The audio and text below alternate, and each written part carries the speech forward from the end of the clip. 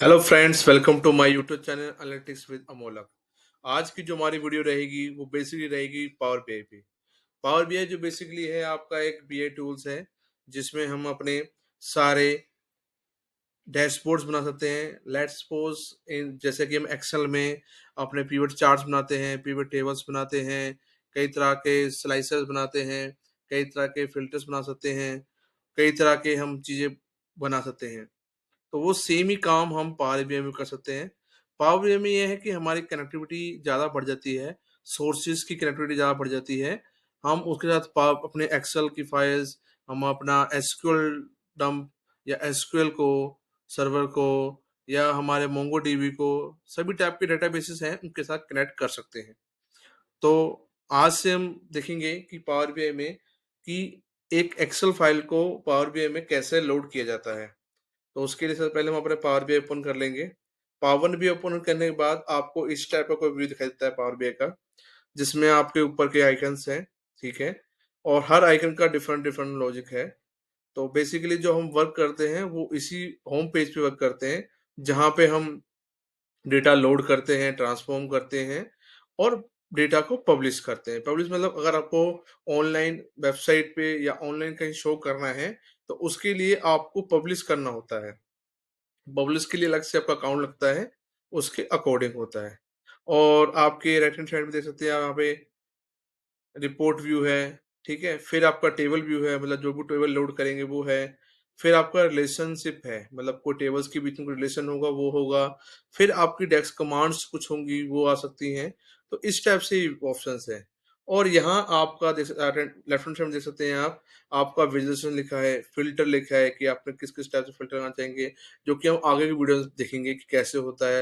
Visualisation कैसे कर सकते हैं, क्या कौन-सा चार्ट यूज़ करना है, कौन-सा टेबल यूज़ करना है, कौन-सा मैट्रिक्स यूज़ करना है। फिर उसके बाद कौन-कौन सा डाटा कनेक्टेड है, वो उसकी इन्फॉर्मेशन लेने के लिए कर सकते हैं। तो जैसे कि हमारे इनिशियल वीडियो है, तो आज की वीडियो में हम सबसे पहले एक्सेल फाइल को लोड करेंगे, ठीक है? एक्सेल फाइल को लोड करने के लिए सिंपली हमें क्या करना है, एक्सेल वर्कबुक पे क्लिक कर सकते हैं या गेट डाटा पे जाके हम एक्सेल बुक पे क्लिक कर सकते हैं। तो हम एक्सेल वर्कबुक क्लिक करेंगे, उसके बाद जो फाइल को लोड करना है, उस फाइल को लोड करेंगे और उसको ओपन कर देंगे। आप फाइल को जैसे ही ओपन करेंगे, आपके पास 2 ऑप्शन शो हो जाएँगे नीचे, लोड, ट्रांसफॉर्म। अभी आपकी ग्रे आउट है, क्योंकि सबसे पहले आपको जैसे आपकी कोई एक्सेल शीट है, उसमें कितनी सीट्स अवेलेबल हैं, एक्सेल की जो आपकी है, उसमें कितनी सीट अवेलेबल है।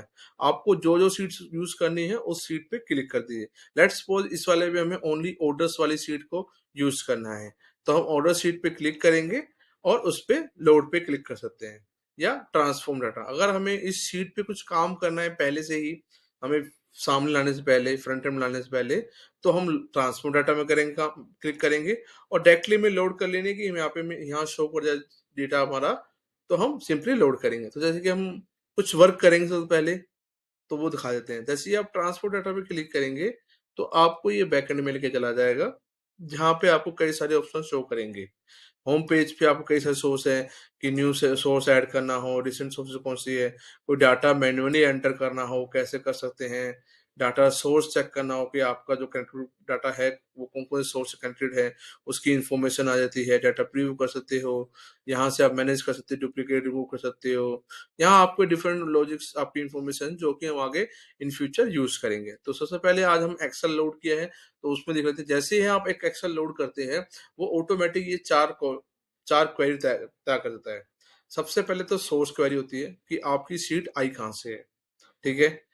ठीक है? तो जो सोर्स है आपका क्या है, वो उसकी इन्फॉर्मेशन यहाँ पे लिख के आ जाती है। उसके बाद जो हमने देखा था कि हमें फाइल नेम लिख के आए थे, वो सारे फाइल नेम लिख के आ जाएँगे। तो जैसे हम जो सा फाइल का नेम सेलेक्ट करेंगे, उसी फाइल के रिगार्डिंग आगे नेविगेशन शुरू हो जाएगी। तो नेविगेशन में क्या बेसिकली क्या है कि हमने सेलेक्ट किया था ऑर्डर शीट पे, ठीक है? तो ऑर्डर शीट के नेविगेशन ने ऑर्डर शीट को आइटम पकड़ लिया है और उसकी शीट और डेटा शो कर दिया है।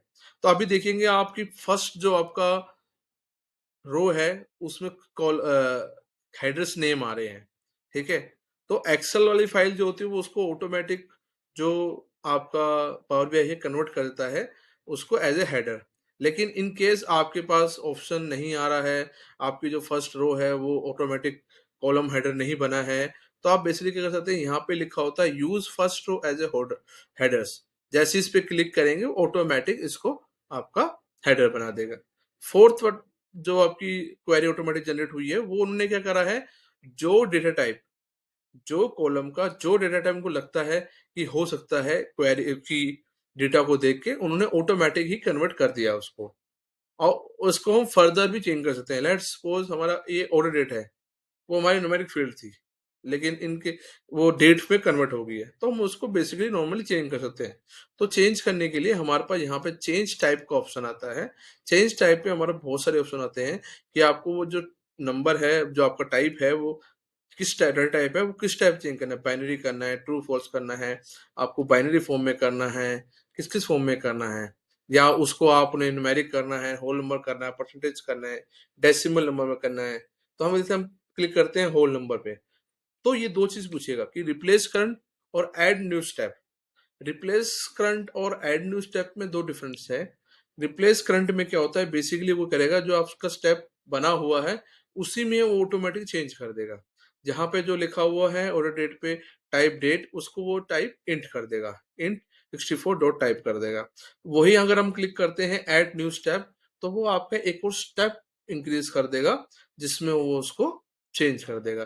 तो दोनों एग्जांपल दे देते थे, मैंने क्लिक किया ऐड न्यू स्टेप, जैसे मैंने ऐड न्यू स्टेप किया, एक न्यू स्टेप ऐड हो गया और इसने कन्वर्ट कर दिया उसको इंट 64 में। लेट्स सपोज अब हमें इसको दोबारा डेट करना है, तो या तो हम इसको रिमूव कर सकते हैं, लेकिन हमें ऐसे कुछ स्टेप आता है कि हमें डेट में कन्वर्ट करना है। तो जैसे ही हम डेट पे क्लिक करेंगे, आपसे ऑप्शन पूछ लेगा कि रिप्लेस, पहले हमने क्या था ऐड न्यू स्टेप, इसमें करेंगे हम रिप्लेस कर देंगे, तो वो क्या करेगा, चेंज टाइप वन में ही वो उसको रिप्लेस कर देगा इंस्टेड ऑफ न्यू क्वेरी बनाने के। जैसे हम क्लिक करेंगे, इसने ऑटोमेटिक इसको चेंज कर दिया।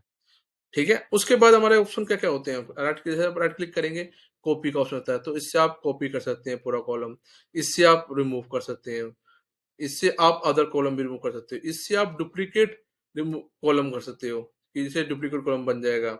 फिर आता है रिमूव डुप्लीकेट्स, उसमें बेसिकली क्या है कि आपको कुछ लगता है कि आपकी डाटा यूनिक, चांस हो सकता है कि आपका डाटा यूनिक नहीं आए या डुप्लीकेट वैल्यूज आ जाए, तो आप बेसिकली कर सकते हैं रिमूव डुप्लीकेट क्लिक करके अपने डाटा को फ्री कर सकते हैं। रिमूव एरर, को लगता है कि कोई एरर आ सकता है, उस एरर को भी खत्म कर सकते हो।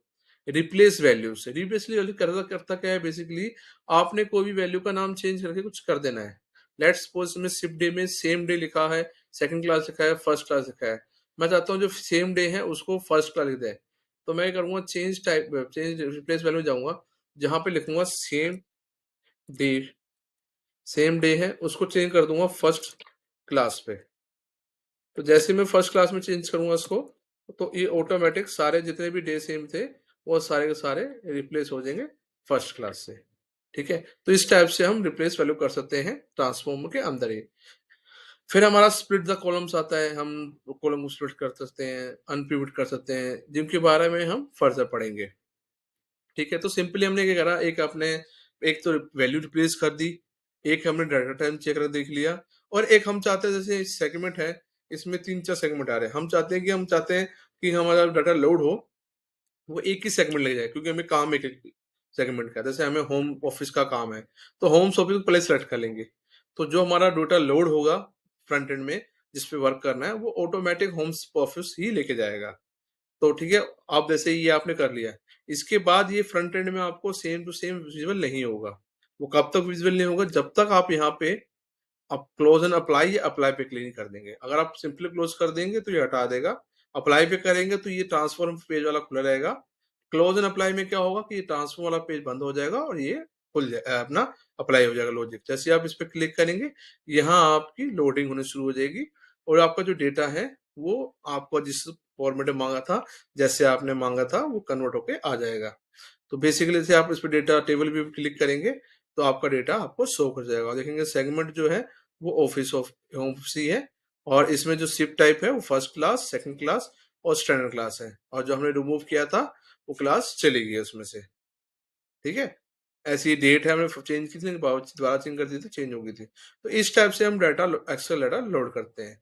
आगे की वीडियो के लिए देखते रहिए, आगे आगे फर्दर इन्फॉर्मेशन दी जाएगी, कैसे आप इसमें चार्ट बना सकते हैं, टेबल बना सकते हैं, और फर्दर हमारा जो यूजेस हैं अलग अलग टैब्स के, अलग अलग आपकी कीज के, वो कैसे कर सकते हैं। तो thank you for watching my videos.